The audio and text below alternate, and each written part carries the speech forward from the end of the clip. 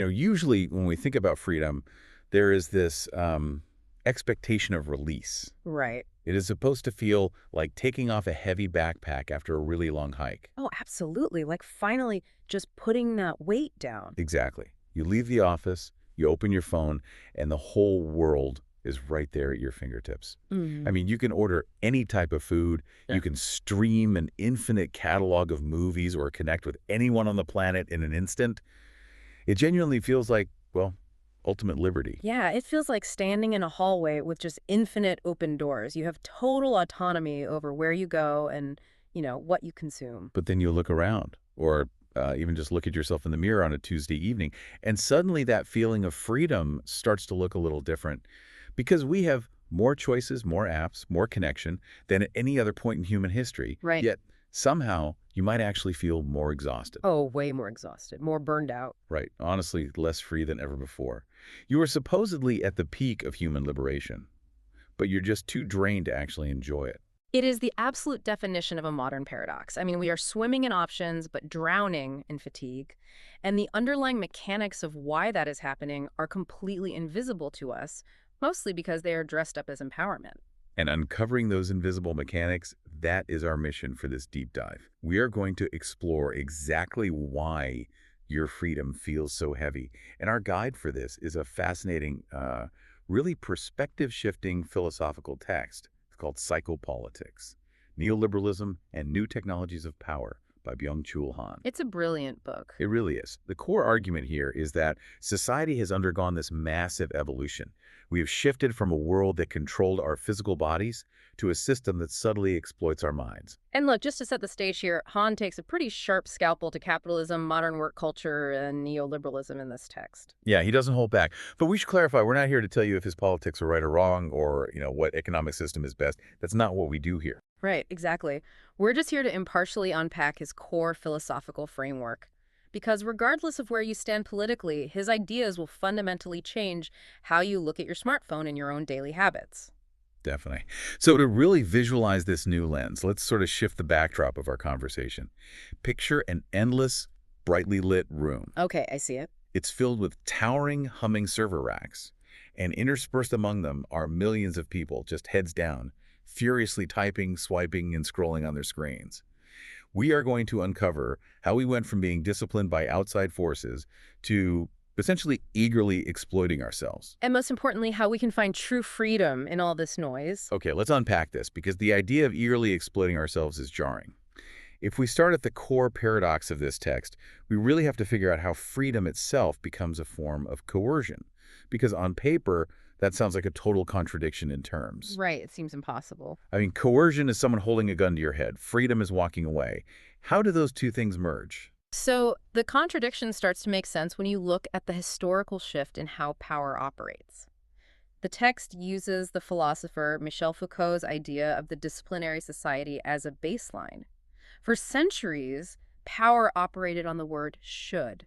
Okay, should. Yeah, it was a society built entirely on commandments and prohibitions. You had a boss, a factory overseer, maybe a sovereign king, or a religious leader who told you exactly what you were allowed to do and what you were forbidden from doing. It was all about physical discipline. So, like, you should clock in at 8. You shouldn't leave your station. Exactly. You punch the clock, you do the manual labor, and if you step out of line, there is a literal physical punishment. The boundaries are incredibly clear, and the power is external. It's someone else telling you what to do. Right. But today, Han argues we live in a neoliberal control society, and power here operates on a completely different word. Instead of should, power operates on the word can. We can, like capability. Yes. It's all about limitless potential. You can achieve anything. You can optimize your morning routine. You can build a side hustle. You can be a massive success. I see where this is going. The trap there seems to be that should has a built-in limit. Right.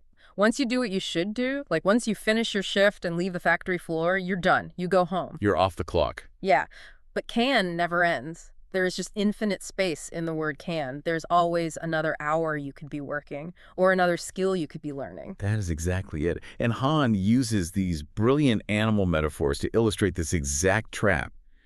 He says the worker of the disciplinary past was the mole. The mole. Okay, so digging underground. Right. The mole works in closed, restricted environments like tunnels.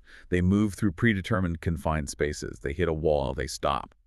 But today's worker is the snake. The snake. Yeah, the snake doesn't move through a pre-made tunnel. The snake acts as an entrepreneur, constantly moving, shifting, sliding across open ground, and creating new spaces of its own. Oh, wow. So if you are the snake, constantly creating your own path, it's like being your own worst boss. You can't ever clock out because the boss isn't sitting in a corner office down the hall. The boss is in your head, constantly telling you to hustle harder. Yes, exactly. You wake up at 2 a.m. and the boss is there, asking why you aren't being productive. That's it. The old master and slave relationship has completely collapsed. We are no longer exploited by an overlord with a whip. We have become what Han calls the achievement subject. We are master and slave rolled into one single person. That is so bleak. We hold the whip and we strike our own backs. We do. And because we do it voluntarily under the guise of freedom or self-improvement or reaching our potential, this new system of power is infinitely more efficient than the factory floor. Right, because if you force someone to work, they will eventually rebel. Oh. But if you convince someone that working themselves to the bone is their own idea, they will thank you for the opportunity. They will. But there is a massive psychological toll to that, right? If you are the master and the slave, when the system breaks down, who do you blame? You can only blame yourself. In the disciplinary society, if you were miserable, you could blame the cruel boss or the oppressive government. You felt anger, and anger leads to collective revolution. You could point a finger at someone else. Exactly. But in the achievement society, if you fail, if you are exhausted, you just feel shame. You think you just didn't optimize your time well enough. You didn't hustle hard enough. And Han says this leads directly to epidemics of depression and burnout. It's all internalized. Completely. He even points out that in this system, healing has literally become killing. We try to heal our inefficiencies. We meditate, we take supplements, we go to therapy, but we just do it so we can throw ourselves back into the meat grinder of achievement. So the healing isn't actually to find peace. It's just to restore our capacity to produce. Right. There's a perfect example of this in the text regarding the motivational speaker Tony Robbins. He advocates for something called HANI. It stands for constant, never-ending improvement. Constant, never-ending improvement. That sounds exhausting. It is. The philosophy is that you actually want the pain of dissatisfaction to drive you forward. You embrace the agony of never being good enough because it makes you run faster.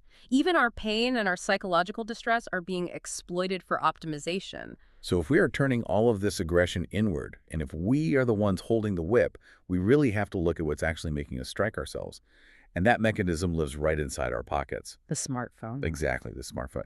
Because when we think about surveillance and control, our minds usually go straight to George Orwell's 1984. Right. We picture this dystopian society based on torture, negativity, scarcity, and physical coercion. Yeah, Big Brother watched you specifically to catch you doing something wrong. It was a hostile gaze. A hostile gaze, exactly. But Han argues that today we live in what he calls the digital panopticon. And this panopticon operates on the exact opposite principles of Orwell. It's based on positivity, overabundance, and voluntary, eager sharing. Which is wild when you think about it. It is. But wait, let me push back slightly because this makes me think of that famous 1984 Apple Super Bowl commercial. You know the one? Oh, yeah. The woman with the sledgehammer. Right. The one where she runs into the gray dystopian auditorium and smashes the giant screen displaying the face of Big Brother. That commercial explicitly promised that personal computing and technology would liberate us from Orwell's nightmare. It promised we would be the rebels. It did. But wait, so the Apple commercial promised tech would liberate us from Big Brother? But based on Han's text, you're saying it just gave Big Brother a friendly face. Like, we aren't being watched by a dictator under the threat of violence. We are actively submitting to a system through 1,000 little hits of dopamine every time we click. That is the profound irony of that Apple commercial. They promised to smash the old disciplinary society, but they simply paved the way for a new control society. And in this one, everyone actively builds their own panopticon. So a panopticon, originally designed by Jeremy Bentham, is a circular prison where the guard tower is right in the center. The inmates can always be watched, but they never know when the guard is actually looking, so they end up policing their own behavior. Exactly. But in the digital version of the panopticon, Big Brother doesn't have to extract confessions by force or put a hidden camera in your living room.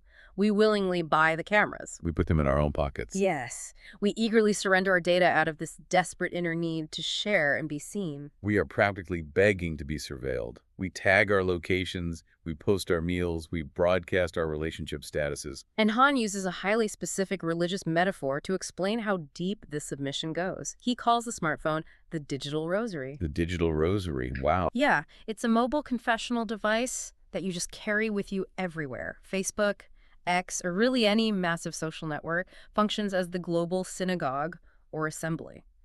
And the like button, that is the digital amen. The digital amen. That is a chilling image. We just bow our heads to our glowing screens and confess our entire lives. We do, because power is infinitely more efficient and stable when it is friendly, seductive, and wrapped in extreme convenience. I mean, you don't rebel against a system that feels like a warm hug. That makes so much sense. So if we are willingly confessing our lives to the digital rosary, the real question is why?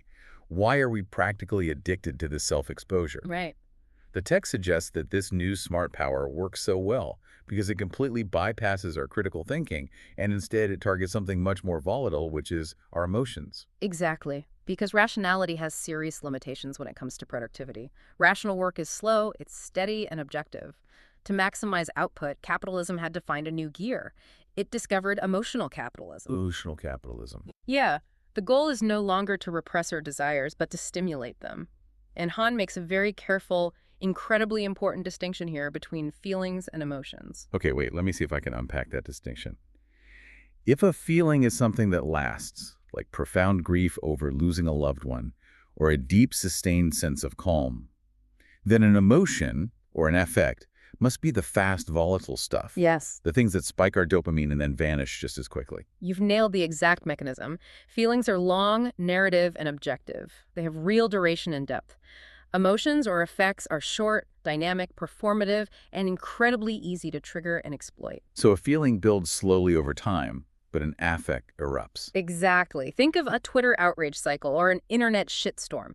It's a massive burst of collective energy that discharges rapidly and then just disappears, only to be replaced by the exact same outrage cycle tomorrow. Well, yeah, every single day it's something new. Right.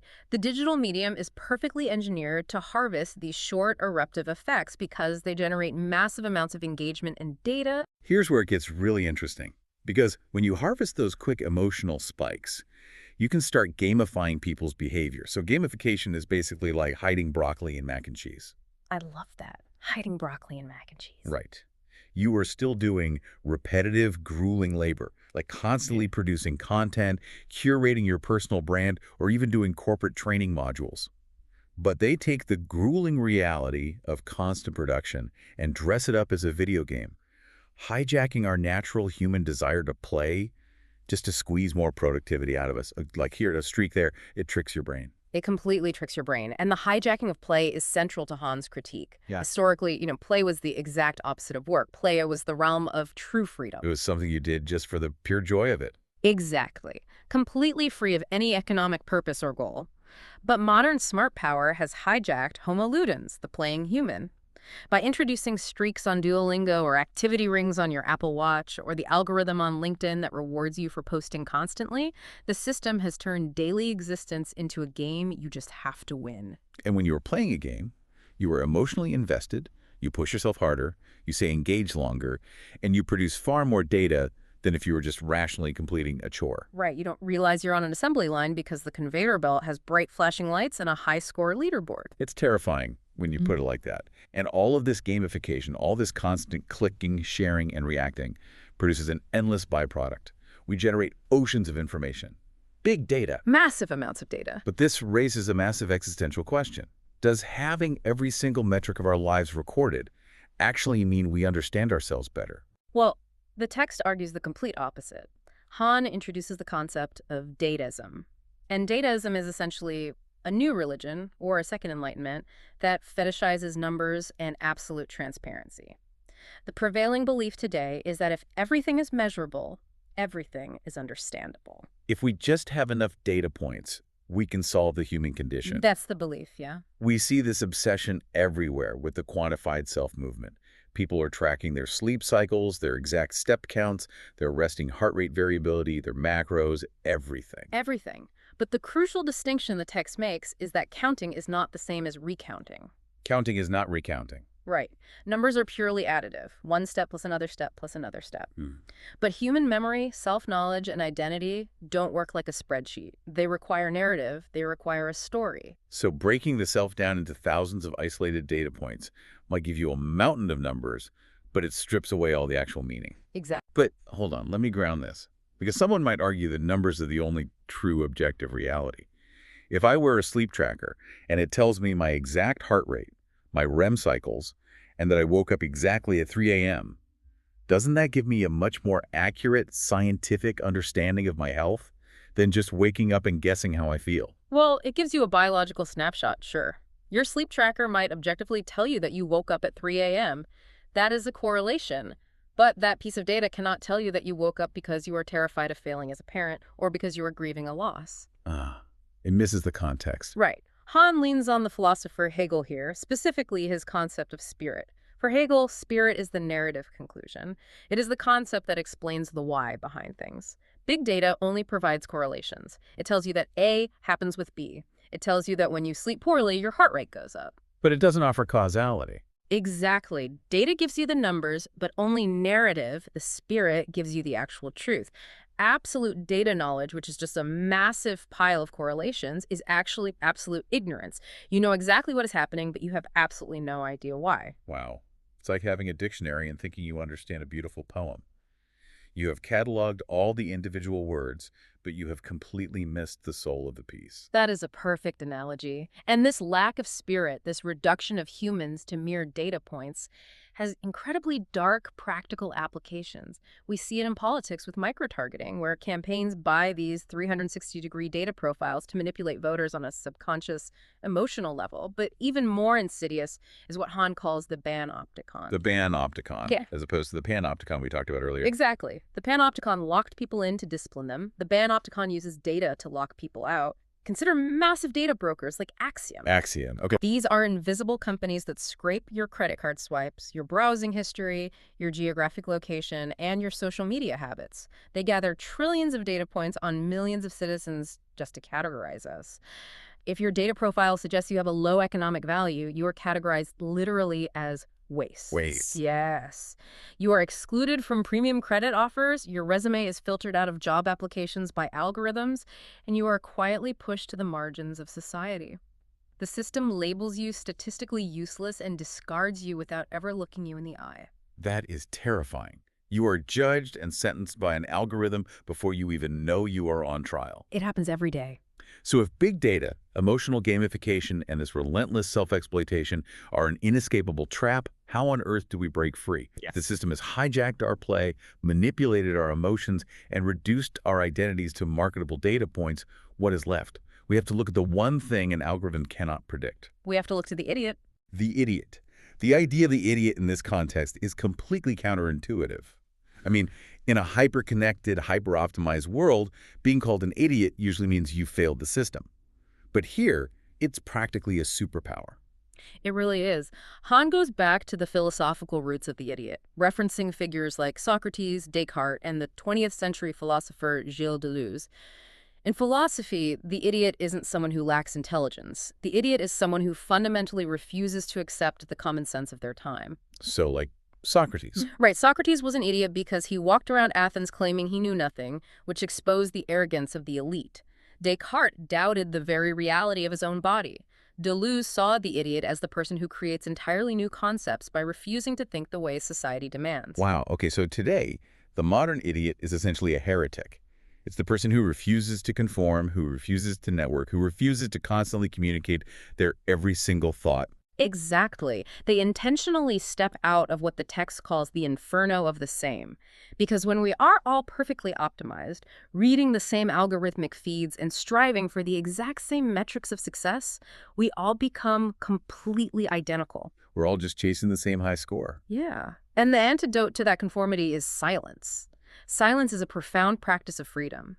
When the entire system demands constant expression, constant sharing, and constant noise, having the courage to simply keep quiet, to be unnetworked, is an act of total rebellion. It protects your singularity. It is so powerful.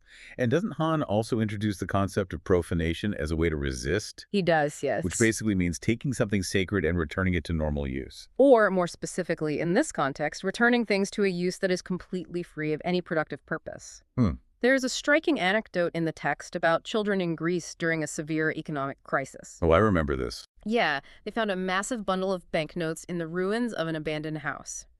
Now, common sense dictates they should spend it, save it, or put it back into the capitalist machinery. But instead, they just played with it. They just played with the cash. They tore the money to shreds. They threw it in the air. They profaned it. They stripped the money of its economic power and turned it into a useless toy. They stepped completely outside the logic of the system. Yeah. So what does this all mean for us?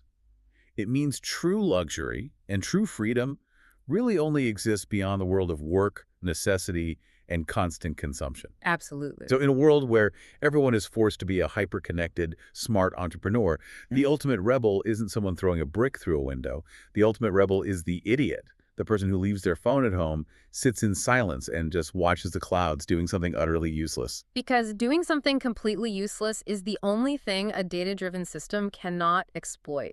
Wow. We have covered a massive amount of ground today. We started by looking at how the world shifted from an external boss disciplining our bodies to an internal boss exploiting our minds. We unpacked how the screens in our pockets act as digital rosaries, coercing us into eagerly confessing our data to a friendly big brother. And we explored how the modern religion of dataism strips the actual spirit and narrative truth out of our lives, reducing us to correlations to be filtered by the panopticon. It is a lot to process, but recognizing this invisible framework, that is the very first step to reclaiming your life from it. It's how you begin to take back your mental space, your silence, and your true freedom from the exhausting pressure to constantly achieve. I want to leave you with a final thought to mull over as you step away from this discussion. We talked about how big data and algorithms can only calculate statistical probabilities based on what has already happened. They calculate average values based on past behavior. If dataism is fundamentally blind to the future because it can only predict the highly probable, then your true freedom lies entirely in the improbable. Tomorrow, what if you make a choice so uniquely yours, so utterly disconnected from your past behavior that no algorithm on Earth could have predicted it? What will your unmeasurable event be? A glitch in the matrix of your own making. Thank you so much for joining us for this deep dive. As you take off that heavy backpack and step back into your day, we hope you find the courage to be a little bit of an idiot and enjoy a moment of beautiful, unnetworked silence.